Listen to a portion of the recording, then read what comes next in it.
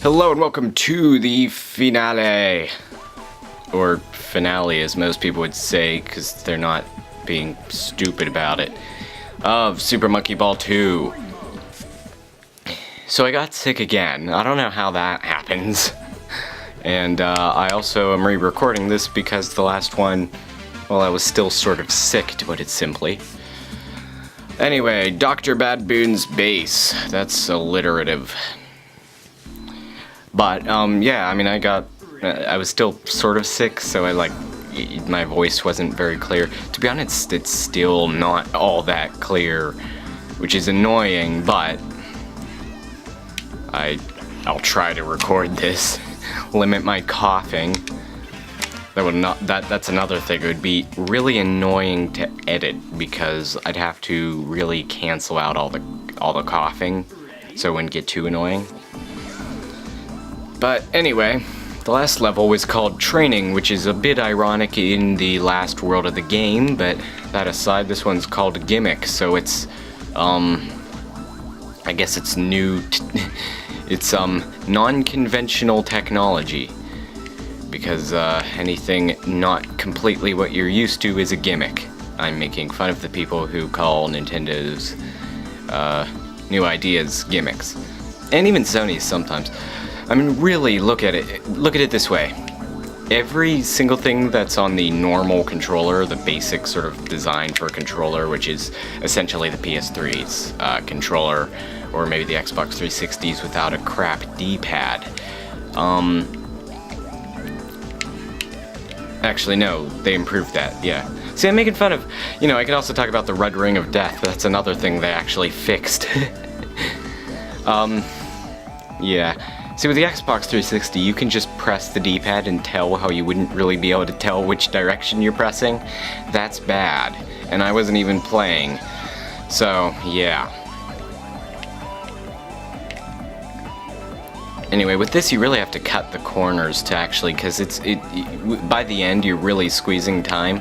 So you really need to cut the corners, get the best line through there. You're sort of racing through. But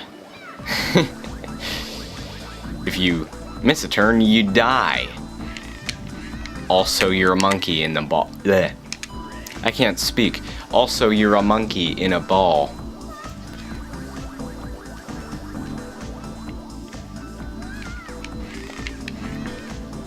Anyway, what was I talking about? Yeah, normal D-pad, or normal D-pad.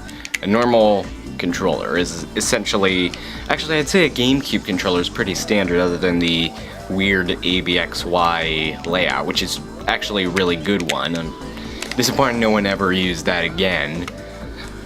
But, I mean, that made sense. It really made sense. It doesn't work for Super Nintendo games, but that's just because the controls weren't built with that in mind, because they kind of weren't thinking about 2001 in 1991, were they? Anyway, that aside, all the normal things. You have 2 analog sticks, 4 buttons in a diamond layout, usually ABXY, shoulder buttons,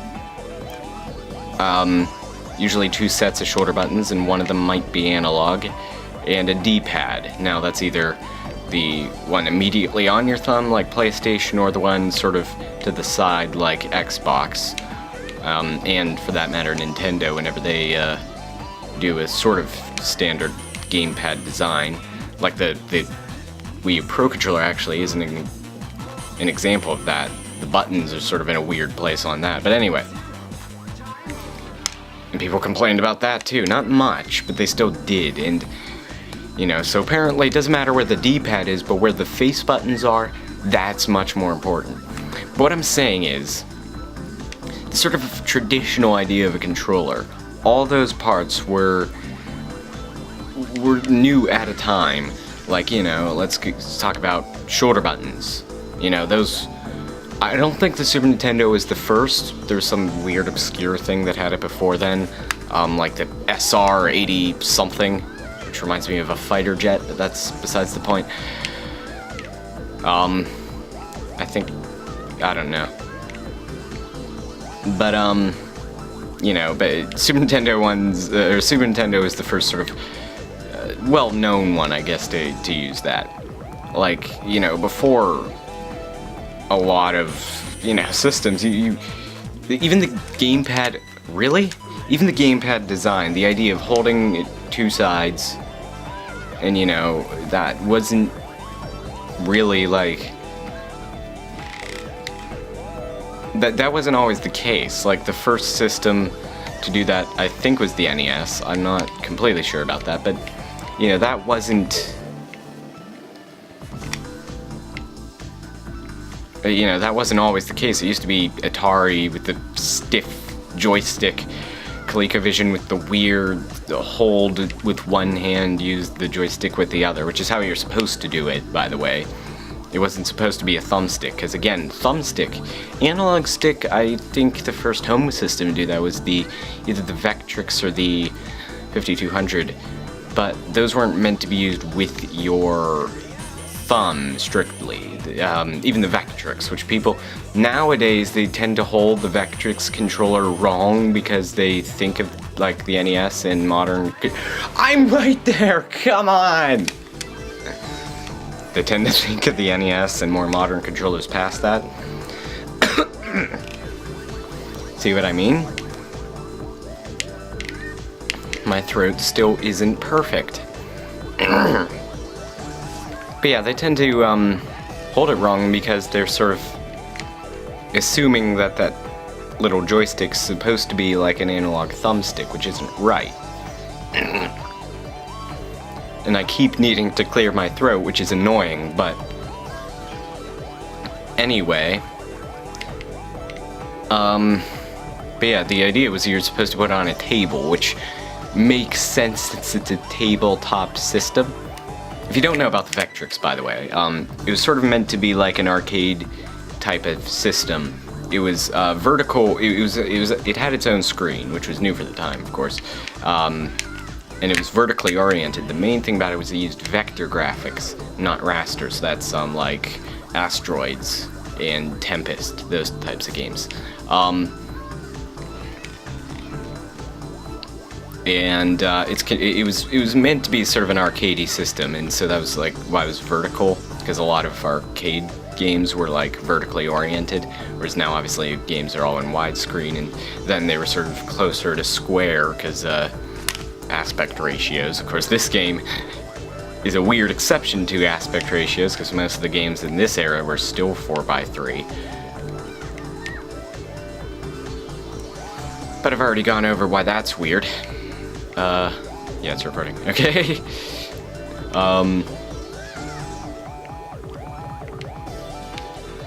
But anyway, so that you were meant to put it on a table, and since you have 4 fingers, just put the 4 fingers on the 4 buttons and use the other one with, like, not a second left. I got 78 points.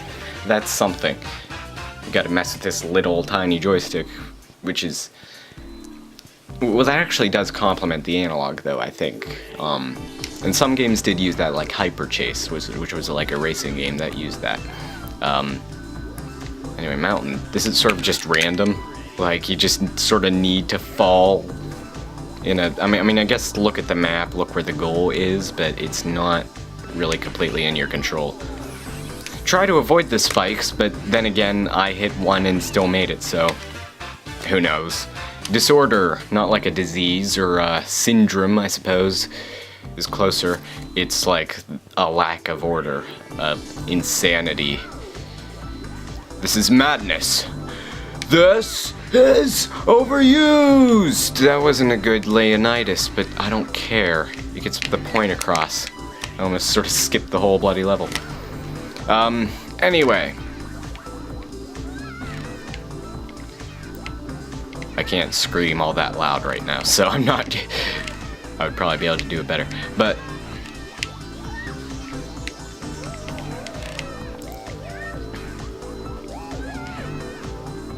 Actually, I watched part of that recently. I didn't realize how early on that was.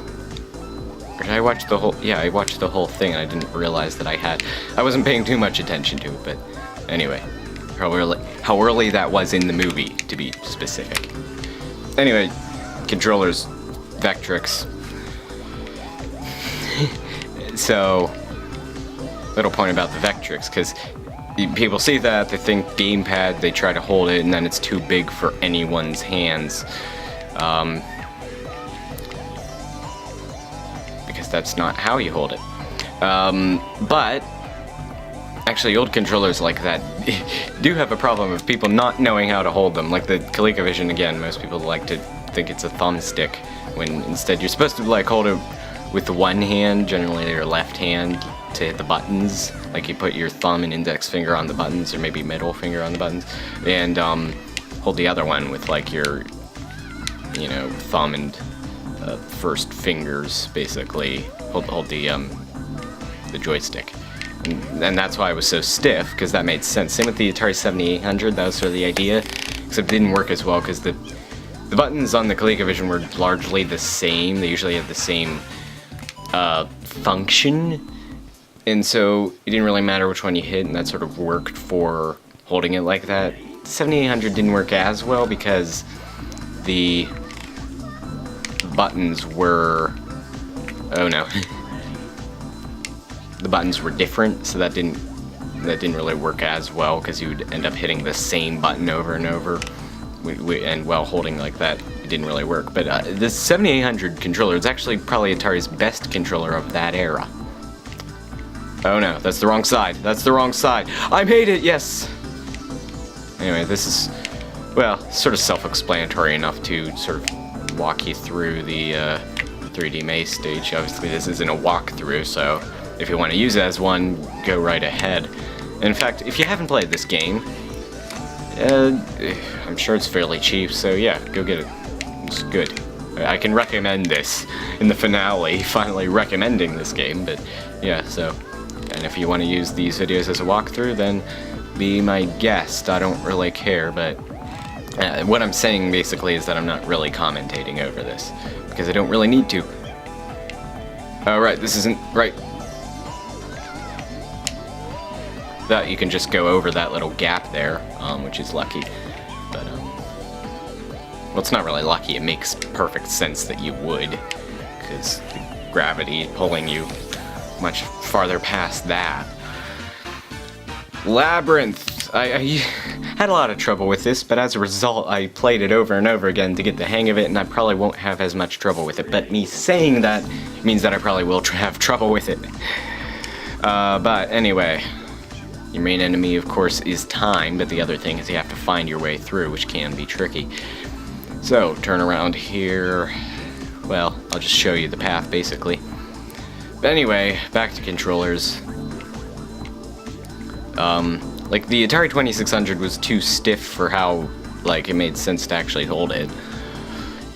This 5200 was too loose for how it made sense to actually hold it, and then finally they sort of put the right concepts together with the 7800 controller. That's the American one, obviously the European one, which was essentially just a NES controller ripoff without the start and select buttons, so essentially it was the Master System controller. That was much better in general than any other controller Atari ever made, but they ripped off Nintendo in the process. First try! That's an accomplishment. Anyway, there's the path going through there. Postmodern. Let me talk about postmodern before I get back onto how everything you're used to might have been considered a gimmick at the time. That was sort of the whole point, which I never actually got to. But let me talk about this level. It's sort of artificial difficulty. And what I mean by that, if you've watched, I remember Proton John mentioned that a lot in Ninja Gaiden 3 when he LP'd that. So that was a classic Proton John Let's Play. About as classic as the first part of Superman 64, but it's still I shouldn't make fun of that, because it's really old and unfunny, and he has a job, unlike the other two Runaway guys. Well, I mean, a job outside of YouTube. But, anyway, see, these steps make it much more difficult than it should be, and I think I'm still gonna make it, because, like I said, I'm re-recording this, because I didn't like the other one. Well, I didn't even watch it back, but I know I cleared my throat like way too many times. But see, now I'm used to the levels, so this will be probably a pretty short episode for a finale. But I mean, it's like you can figure out the path, And that's pretty easy, but it's made so much more difficult by not putting ramps. They put steps. I mean, it didn't need to be that hard. They put steps, which are just annoying to get up, and not really, you know, fair, well, not really like a good difficulty, just annoying difficulty, which is like, obviously the worst kind. So, I don't know. Anyway, gimmicks and innovations and all that gubbins. And yes, I said gubbins. Watch Ashens. I'm not gonna explain it. But,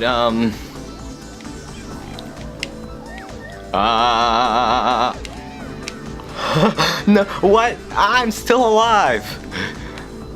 Wow. I can't control any of this.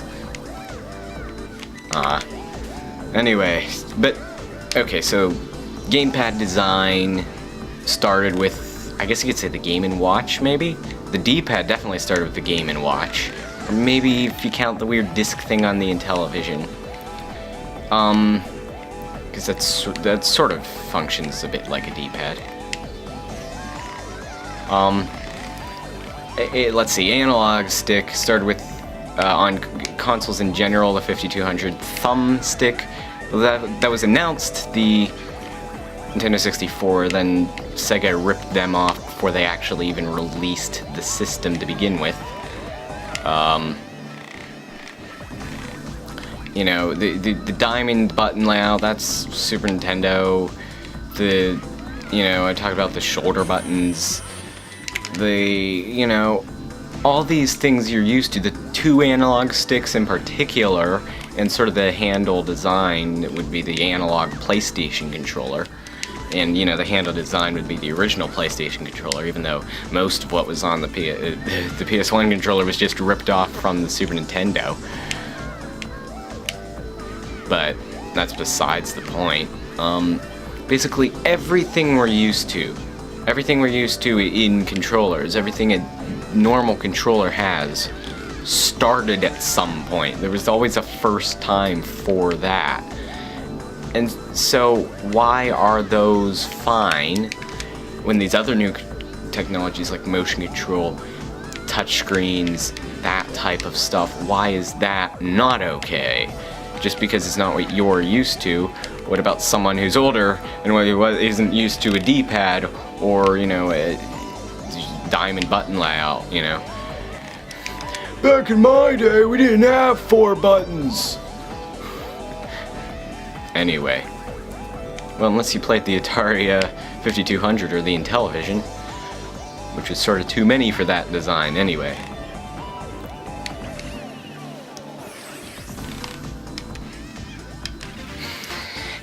That's talking like really old, but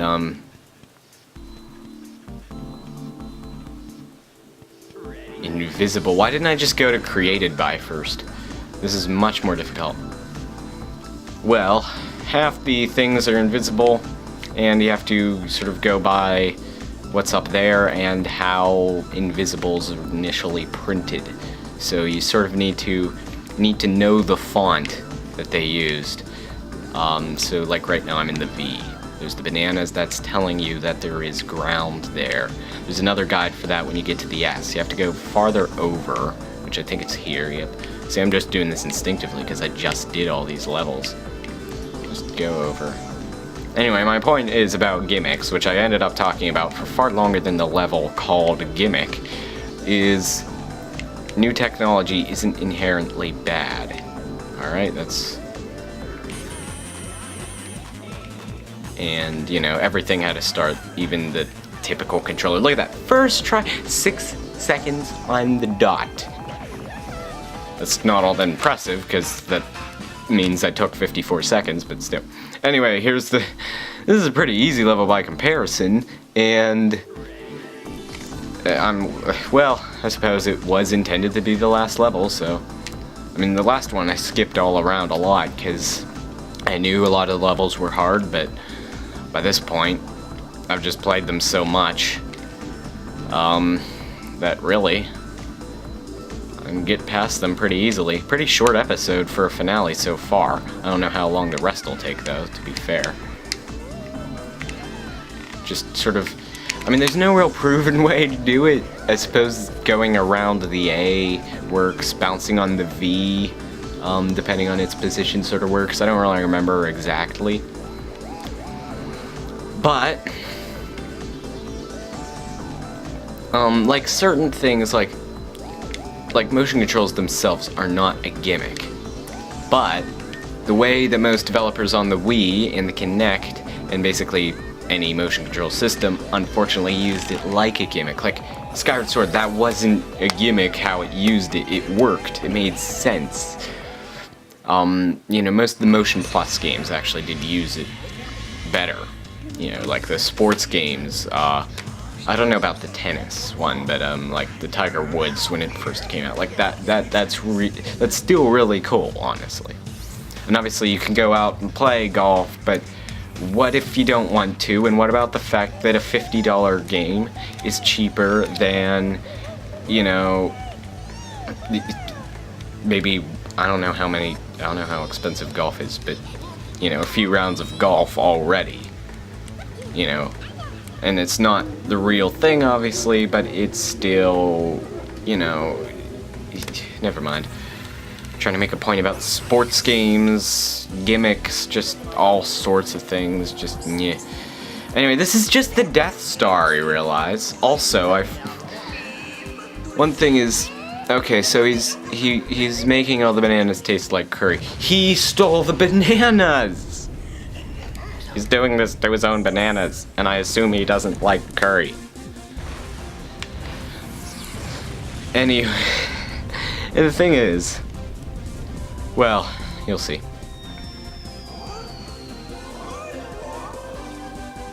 What were you so close to doing?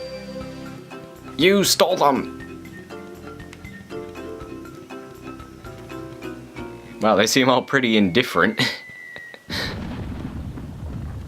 Strolling around, but they're not really happy. And also that happened.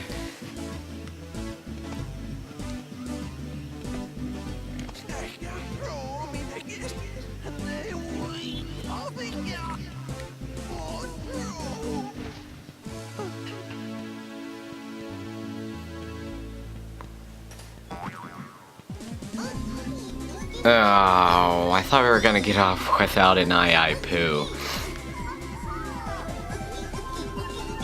Well, at least there's no bizarre disco light weird. Oh. Wow, that's just weird. That's kind of meta. A picture in the picture. Anyway, or a picture of what was happening right there. Like a camera that can take pictures in the future, like that one episode of The Twilight Zone. Anyway, now I'm talking about The Twilight Zone, how to get from gimmicks to the Death Star to the Twilight Zone. I suppose we might be in the Twilight Zone and that's how something that ridiculous might happen, but here is the amazing credits game, and essentially the idea is to not hit the letters because you lose bananas. Like, I'm gonna hit the Suzuki. You see, I lost some points there. I didn't hit the S, so that's why I only lost 5. Now, when you're big, when you get those stars, you turn big, and when you are big, you don't lose points. And that's your chance to mess with the names, basically. Ishii. Just Ishii. Nothing else. John. Nothing. Levin-er.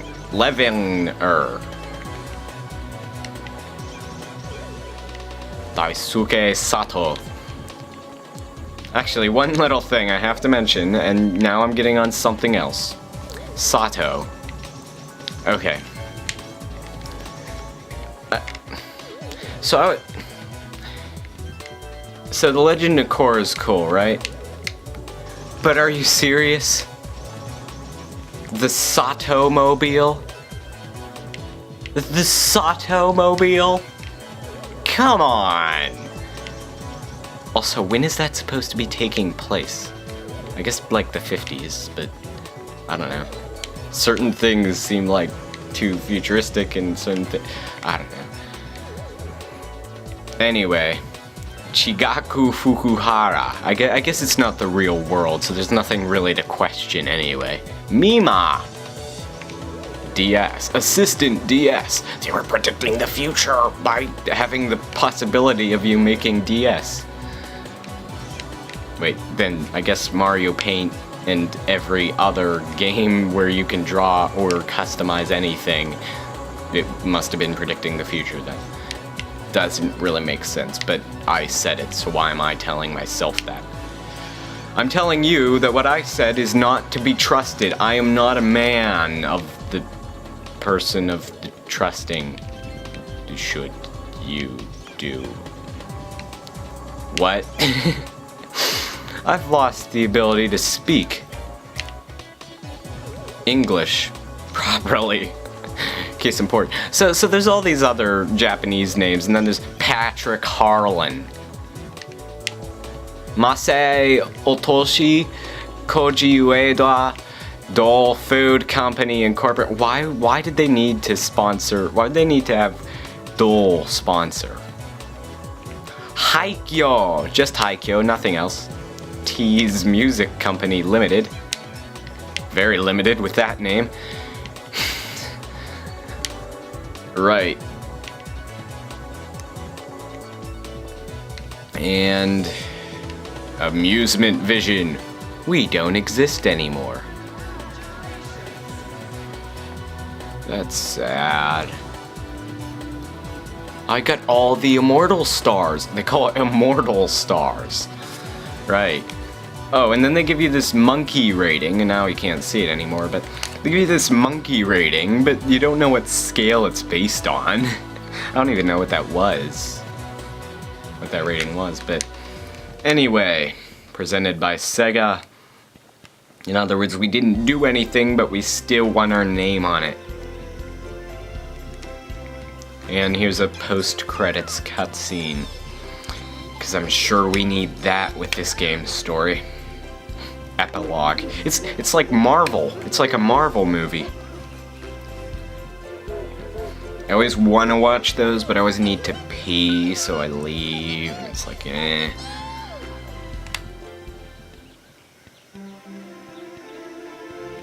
So this went from gimmicks to the Death Star to The Legend of Korra to Marvel movies. So again, they're dropping all the bananas back that he stole. So they didn't forget that he was supposed to have stolen the bananas, so why did they have him... Like, did he not steal all the bananas? And does that not affect his own bananas? Like, that... I don't know. Anyway... Oh, hey, look, I must have gotten better points than the last file, because again, I'm re-recording this. I just deleted the other files, including the speed run. Which again, isn't really a speedrun, especially if you're not doing it all in one go, is it? So I'm not sure why I even like kept that for that long. But, yep. Slightly beat my old score. Actually, that's not too bad, to be honest. And then just to game over, like tell me game over now. That's nice, thanks. Just hit the half-hour mark there, thanks to all the cutscenes and all that nonsense. And that's Super Monkey Ball 2, so hope you enjoyed the LP. I'll be doing, of course, bonus episodes, as I said a few times throughout. I'll try to do those simultaneously with my next LP. So I'll see you then, or I'll talk to you then. Until then, hope you enjoyed it.